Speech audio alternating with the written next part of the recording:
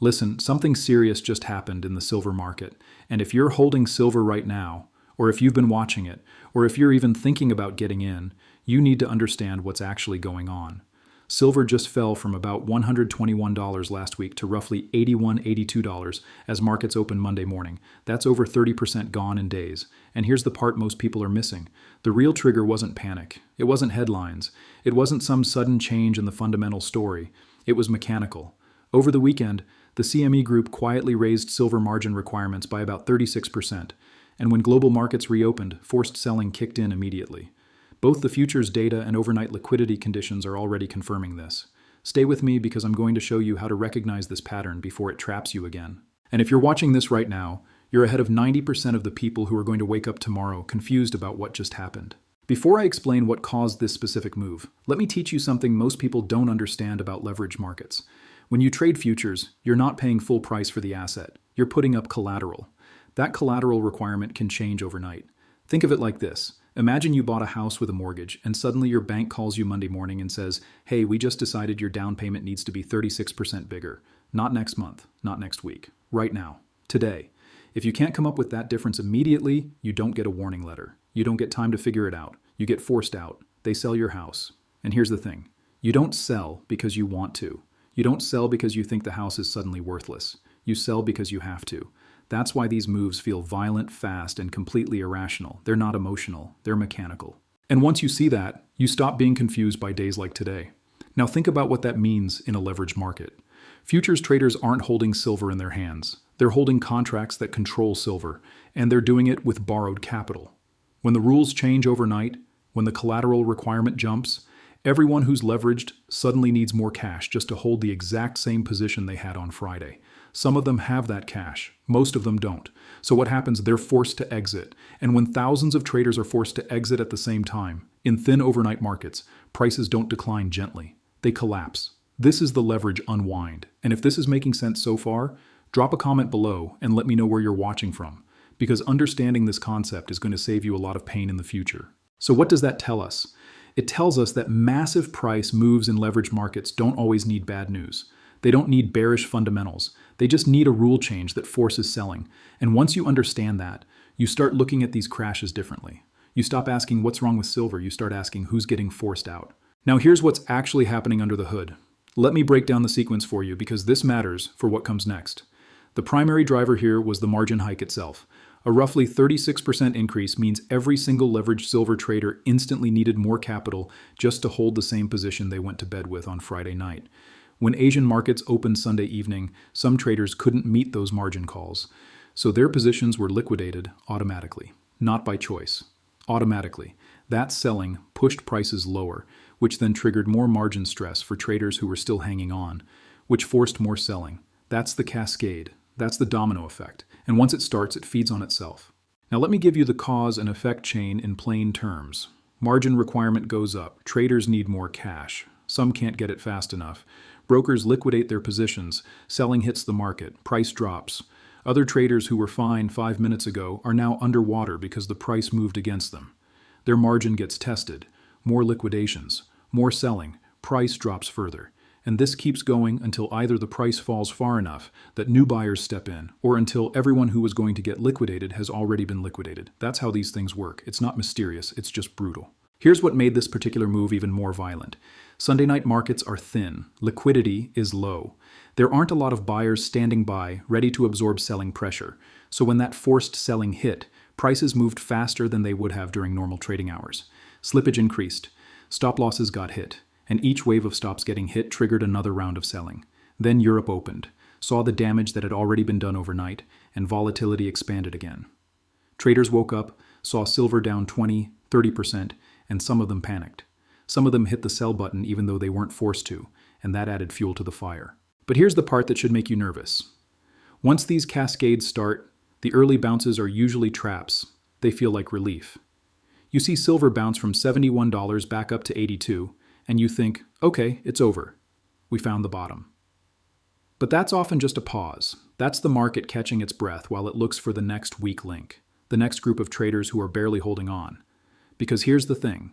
When you have a leveraged unwind like this, it doesn't resolve in one move. It resolves in waves. and the first bounce almost never holds. Now let me show you what very few people are talking about.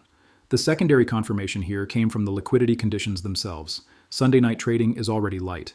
But when you combine light liquidity with a sudden margin hike and forced selling, you get what's called a liquidity vacuum. Prices can gap through levels that would normally provide support because there's just nobody there to buy. I'm talking about price levels where, under normal conditions, you'd see buying interest. But in a thin overnight session with panic selling, those levels just get blown through like they don't exist. And that's exactly what we saw. Silver didn't slowly decline from 120 to 80. It flushed, it gapped, it fell in chunks.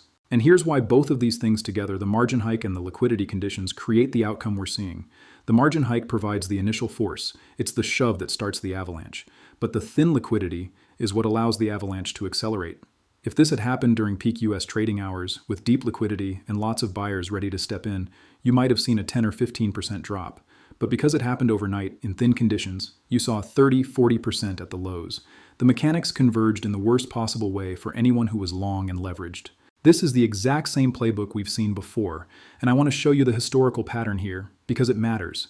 Go back to 2011, right after silver's blow-off top. Silver had run from around $18 in the summer of 2010 all the way up to nearly $50 by late April 2011. It was a parabolic move. Everyone was euphoric. And then what happened?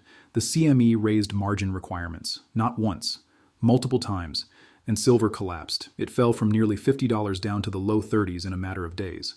And here's the key detail. The first Monday after that initial crash, silver bounced. It looked like maybe the worst was over. But that bounce failed hard. It rolled over, and silver spent the next several weeks grinding lower, testing and retesting those lows before it finally found a durable base. Same pattern we're seeing today. The first bounce felt like relief, but it was just a trap. Or look at March 2020. Different asset, but same mechanics. When COVID hit and the world locked down, we saw forced liquidation across almost every market. Stocks, commodities, even gold and silver. Everything got sold. Why? Because leveraged players needed cash. Margin calls went out. Positions got liquidated. And even though the fundamental case for owning gold and silver in a crisis is strong, prices still collapsed in the initial wave of forced selling. Gold fell from over $1,700 down to around $1,500. Silver fell from over $18 down to around $12. It took days, even weeks, before durable lows actually formed. Because markets don't bottom just because they bounced once. They bottom when the selling pressure actually fades, when everyone who is going to get forced out has already been forced out. In every case, the pattern is consistent. A catalyst triggers forced selling. Prices collapse violently. There's an initial bounce that looks like relief. That bounce fails. More testing happens, more volatility. And only after the market has fully exhausted the sellers, only after all the weak hands have been shaken out, does a real bottom form. And when you zoom out and look at market history, you see this over and over again. Post-crash Mondays tend to bring more volatility, more testing, and more fake stability before the market actually finds its footing. The larger story here is this. Markets don't bottom just because they fell hard. They bottom when there's nobody left to sell. Now let me be skeptical for a moment, because I want you to hear independent thinking, not just hype. You've probably heard the manipulation claims already. Some commentators are saying this move was engineered. They're pointing at the timing of the margin hikes. They're talking about positioning by JP Morgan Chase. They're mentioning disruptions tied to the London Metal Exchange and HSBC. And look, could there be incentives that favor stronger balance sheets over retail leverage? Sure. Could large institutions benefit when retail traders get blown out? Yes. Could the timing of these margin hikes be convenient for someone? Maybe. But here's the honest truth. You don't need a conspiracy to explain this move. The margin mechanics alone are enough. When you raise margin requirements by 36% in a highly leveraged market, you're going to get forced selling. That's not manipulation. That's math. Now, does that mean manipulation doesn't exist? No. Does it mean we should ignore the questions about who benefits from these moves? Also no. But here's the thing. It doesn't actually matter whether there's some master plan behind this or whether it's just the natural result of leverage and risk management. The mechanics are what matter. The price action is what matters. And you can't trade accusations. You can only trade price, volatility, and pressure. So instead of getting caught up in debates about who's pulling the strings, focus on what you can control. Focus on understanding how these cascades work. Focus on recognizing when leverage is being unwound. Focus on protecting yourself from getting caught in the next one. Because whether this was engineered or not, the lesson is the same. Leverage kills. And when the rules change, the leveraged players get destroyed first.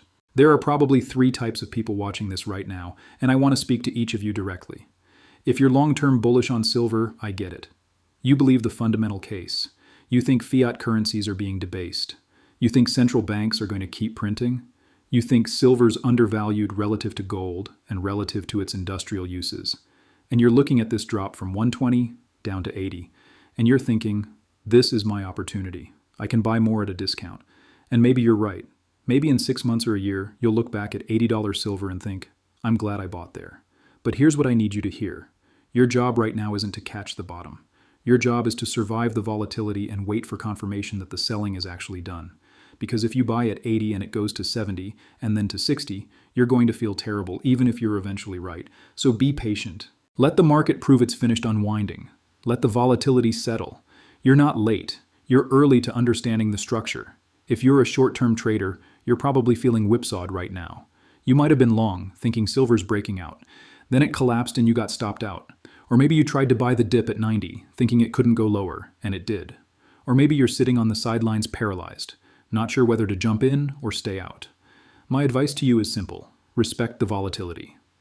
When you have a market moving 30–40% in a matter of days, when you have ranges this wide, you need to adjust your position sizing or just step aside entirely. Wide ranges mean smaller size or no trade at all. There's no shame in waiting. The market will give you another opportunity. But if you blow up your account chasing this move, there won't be a next time for you. So honor the risk. Don't let FOMO push you into a bad trade. And if you're watching from the sidelines, unsure what to do, maybe you don't own silver, maybe you're just trying to understand what's happening, you're not late. You're actually ahead of most people, because most people aren't even paying attention yet. Most people are going to see the headlines tomorrow or next week and react emotionally without understanding what actually happened. But you're here right now, learning the mechanics, learning the pattern. That puts you in a position to make better decisions later. Here's the universal rule for all of you, no matter where you stand. Don't confuse motion with resolution. Just because the market moved doesn't mean the move is over. Just because it bounced doesn't mean it found a bottom. Let the market prove it's done selling. Let the volatility compress. Let the dust settle. And then make your move with a clearer picture.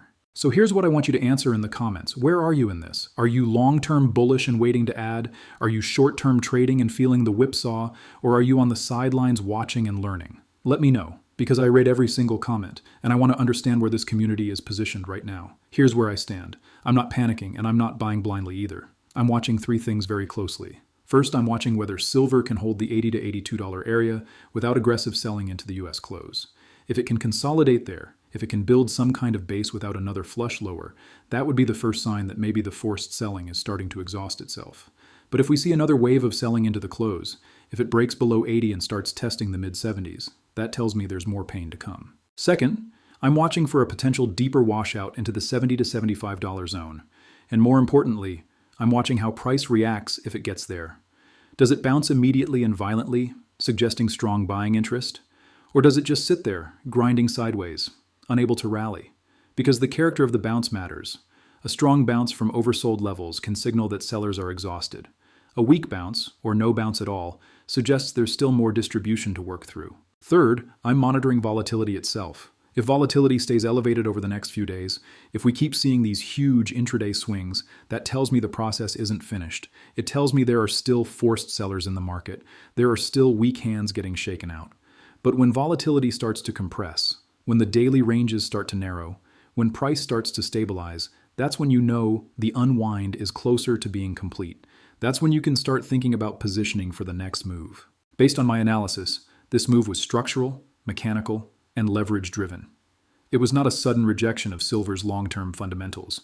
The fundamental case for silver, the supply and demand dynamics, the monetary debasement story, the industrial demand thesis, none of that changed over the weekend. What changed was the margin requirement, and that forced a cascade of selling that had nothing to do with whether silver is worth $80 or $120 in the long run. It was purely technical, purely mechanical. If history rhymes, and if silver follows the pattern we've seen in 2011 and 2020, the real opportunity comes after the chaos, not during it. The real opportunity comes when the volatility fades, when the forced selling is done, when the market has found a base and starts to rebuild. That could be days from now. It could be weeks. I don't know. But I do know that trying to catch a falling knife while the cascade is still active is a great way to get hurt. Now, I'm not a financial advisor. This is not financial advice. I'm not telling you what to buy or sell. I'm showing you how to watch and interpret what's happening. I'm giving you the tools to recognize these patterns so you can make your own informed decisions. Do your own research, verify the data, check the futures positioning, look at the margin requirement changes, look at the liquidity conditions. Don't just take my word for it. Think critically. Think independently. If you made it this far, you're the kind of person who doesn't just react to headlines. You're the kind of person who wants to understand the mechanics behind the move. And that mentality will serve you well, not just in this situation, but in every market situation you encounter. Because markets are always going to have these leverage-driven cascades. They're always going to have forced selling events. And the people who understand how they work are the people who survive and thrive. If this analysis helped you see the silver market more clearly, share this video with someone who needs to see it. Hit the subscribe button if you want more real-time market education like this, and stay ahead of the noise. Because while everyone else is panicking or chasing, you'll be watching the right signals and making decisions from a position of understanding, not emotion. Stay sharp out there. Think critically, verify the data, and make decisions that keep you in the game, because that's what matters most. Not being right on every move, but staying in the game long enough to capitalize on the opportunities that actually matter.